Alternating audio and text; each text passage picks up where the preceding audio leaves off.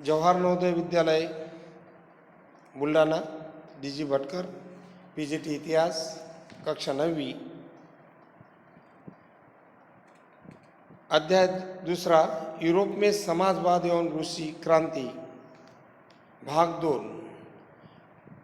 पहले भाग में हमने यूरोप में समाजवाद क्यों आया और समाजवाद के लिए उत्तरदायी परिस्थिति कौन सी है वो देखा। अभी इस भाग में हम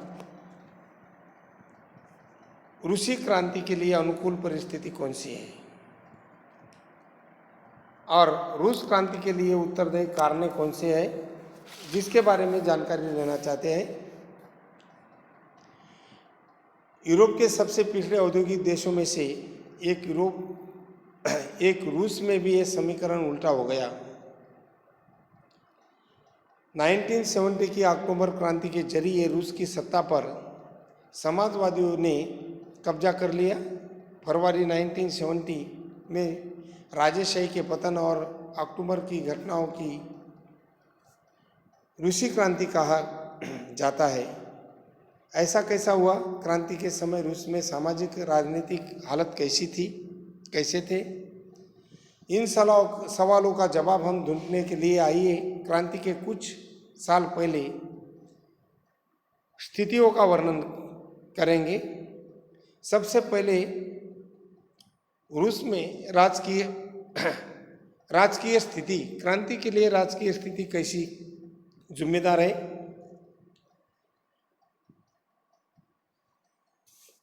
(1940) में रूस और उसके पूरे साम्राज्य पर जार निकोलस द्वितीय का शासन था।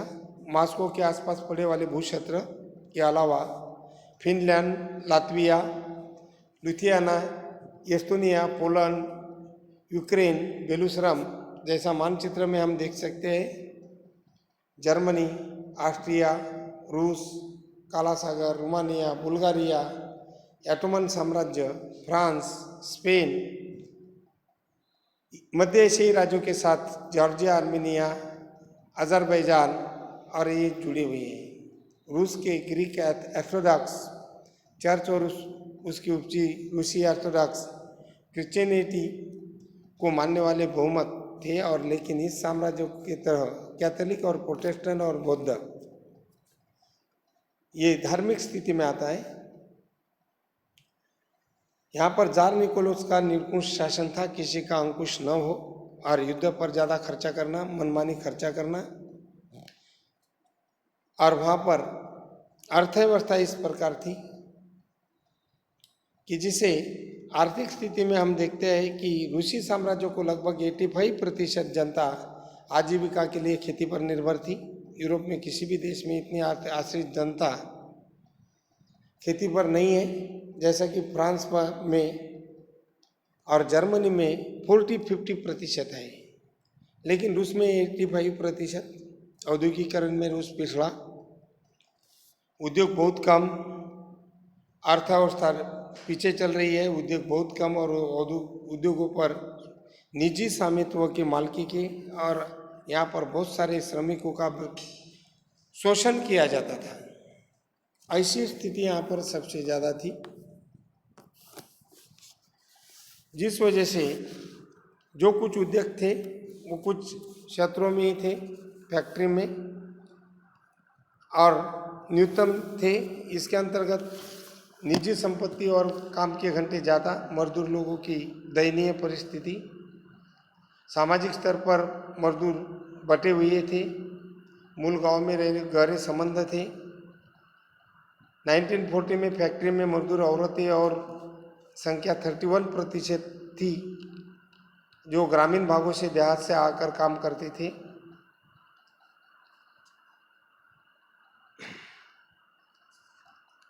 इसमें मर्दों और तनख्वाहों के मुकाबले आधे रहता था, जो पहनावे और व्यवहार में भी साफ दिखाई देता है। बेरोजगार का आर्थिक संकट भी यहाँ पर है, यानी आर्थिक स्थिति, राजकीय स्थिति, इस पर आपको पॉइंट टू पॉइंट लिखना है। इन विवादों में के बावजूद भी किसी भी नौकरी से निकाला दिया जाता था। 1896 और 1897 के बीच कपड़ा उद्योग और उसमें 1902 में धातु उद्योग में हड़तालें हुई, विद्रोह हुए, आंदोलन हुए। देहात की ज़्यादातर ज़मीन किसानों के पास थी, किसान खेती करते थे, लेकिन विशाल संपत्तियों पर सामंती, राजेशाही, ऑर्थोडॉक्स चर्च का कब्जा था। मतलब इक्का दुक्का अपवादों को छोड़कर सामंतों और नवाबों को बिल्कुल सम्मान किसान लोग नहीं करते थे। नवाबों और सामंतों की सत्ता और हैसियत मिली हुई थी, लोकप्रियता की वजह से नहीं बल्कि जार की प्रति निष्ठा की वजह से, सेवा की वजह से, और सामंत का और चर्च का और कुलीन का वर्चस्व था। फ्रांसीसी क्रांति के दौरान ब्रिटानी के किसान केवल नवाबों का सम्मान करते थे। नवाबों को बचने के लिए भी बाकायदा लड़ाइयाँ भी लड़ी और इस प्रकार आर्थिक स्थिति दिखती है। साथ साथ सामाजिक स्थिति का भी यहाँ पर जिक्र किया गया है। ये उस समय का जार निकोलस द्वितीय सम्राट है, जिसके युद्ध पर भर दिया, निरंकुश शासक है और मनमानी कारभार बोला जाता है, किसी का अंकुश न हो।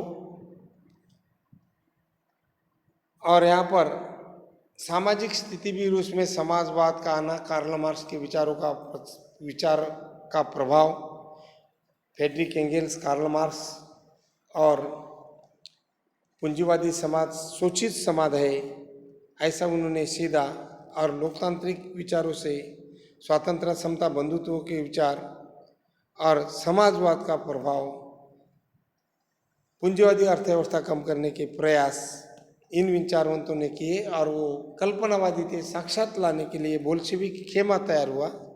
बोल्शेविक खेमा का अध्यक्ष लेनिन था, उसका पूरा नाम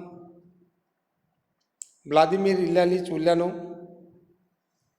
वो बहुसंख्यक दल होने के नाते उसे बोल्शेविक कहा जाता था।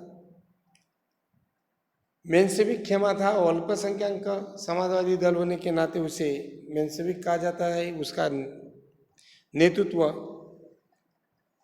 प्लेखानों ने किया। इसी कालखंड में धार्मिक स्थिति कैथोलिक, प्रोटेस्टेंट, मुस्लिम, बौद्ध, चर्च और कुलीन वर्गों का वर्चस्व। तो ये आर्थिक स्थिति के साथ साथ सामाजिक स्थिति और यूरोप के मानचित्र में हम और भी गौर से देखेंगे तो ये रूसी साम्राज्य, Germany, Austria, Hungary, France, Britain, Asia का एक महत्वपूर्ण देश, सबसे विशाल देश रूस माना जाता था। अभी इसी रूस में निरंकुश राजेशाही के खिलाफ 1905 का जो कालखंड है, उथल पुथल का कालखंड है, रोजी रोटी नहीं, खाने पीने को नहीं, निरंकुश राजेशाही। अलेक्सांद्रा ये रानी थी, ऑस्ट्रिया की राजकन्या, सॉरी जर्मन की राजकन्या थी और उसके जर्मन के राज समर्थकों को ज़्यादा से ज़्यादा लगाव था और उसे बड़े पैमाने पर मुहिम चलाई 1905 में। और इसका 1905 का नेतृत्व कर रहा है पादरी ग्यापॉन।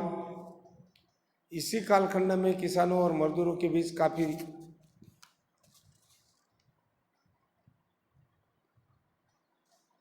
काम किया गया और रूसी साम्राज्य के तत्व से राष्ट्रवादियों ने और इस्लाम के आधुनिकीकरण के समर्थक में जज़दियों, मुस्लिम बहुल इलाकों में भी समर्थन मिला। रूसी मजदूरों के लिए 1904 का साल बहुत ही बुरा रहा और ज़रूरी इतना एक तेज़ी से जनसंख्या बढ़ी, वास्तविक वेतन में ज़रूरी चीज़ें की मूल्य बढ़ा, कीमत बढ़ी। वास्तविक वेतन में 20% की तफावत आ गई। लोग खाने पीने से बेहाल होने लगे। असेंबली ऑफ रशियन वर्कर्स के 4 सदस्यों ने पितोलोव आयरन वर्कर्स में उनकी नौकरी से हटा दिया, आंदोलन चलने का ऐलान कर दिया। भीतर सेंट पीटर्सबर्ग 1,10,000 से भी ज़्यादा मजदूरों ने मजदूरों के काम घटाकर घंटे घटाने की वजह से वेतन वृद्धि और कार्यस्थिति सुधार के लिए कुछ मांगे रखी है, हड़ताल की है, लेकिन ज्ञापन का नेतृत्व चल रहा था प्रतिज्ञा पत्र लेकर। लेकिन पुलिस और कॉक्सेक्स ने मजदूरों पर हमला बोल दिया। इसमें 100 से ज़्यादा लोग मारे गए और 300 घायल हो गए। इसे खूनी रविवार या खूनी संडे करके माना जाता है। 1905 की क्रांति ही 1917 की अक्टूबर क्रांति की नांदी कहा जाता है। अपनी कक्षाओं का बहिष्कार करने लगे विद्यार्थी, वकील, डॉक्टर, इंजीनियर, अन्य मध्यम वर्गीय नगरों में संविधान सभा की गठन मांग पर करते हुए यूनियन ऑफ यूनियन की स्थापना। 1905 के क्रांति के दौरान जार के एक निर्वाचन परामर्शदाता संसद या ड्यूमा के गठन सहमति दे दी। क्रांति के समय कुछ दिन फैक्ट्री मजदूरों की बहुत सारी ट्रेड यूनियन फैक्ट्री की कमेटियां यहाँ पर जुड़ी और उसको गैरकानूनी घोषित किया। अंतर्राष्ट्रीय घटना का प्रभाव यूरोप में इसी कालखंड में पहला युद्ध शुरू हो गया। 2 खेमों तैयार हो गए, जर्मनी, ऑस्ट्रिया और तुर्क एक खेमा केंद्रीय शक्तियाँ, तो दूसरे खेमों में फ्रांस, ब्रिटेन और रूस, बाद में इटली और रोमानिया शामिल हो गए। इन खेमों के पास विशाल वैश्विक साम्राज्य थे। इसमें यूरोप के साथ साथ युद्ध के बाहर भी फैला हुआ था। युद्ध की पहली विश्व युद्ध कहा जाता है। इस युद्ध के शुरू में रूसियों का काफ़ी समर्थन मिला, लेकिन बाद में जैसे जैसे युद्ध लंबा चलता गया, खिंचता गया, ड्यूमा में मौजूद मुख्य पार्टियां ने सलाह दी कि उनके प्रति जन समर्थन कम होने लगा और जर्मनी विरोधी भावनाएं दिनों दिन बलवती होने लगी। जर्मनी विरोधी भावनाओं के कारण लोगों में सेंट पीटर्सबर्ग का नाम बदलकर पेट्रोग्राद रख दिया गया। सेंट पीटर्सबर्ग जर्मनी का नाम जरीना, जार की पत्नी महारानी अलेक्जेंड्रा जर्मन मूल की होने की और उसकी घटिया सलाहकार जिसका नाम है रास्पुतिन, घटिया कर सलाहकार था, जिस वजह से यहाँ पर पूरा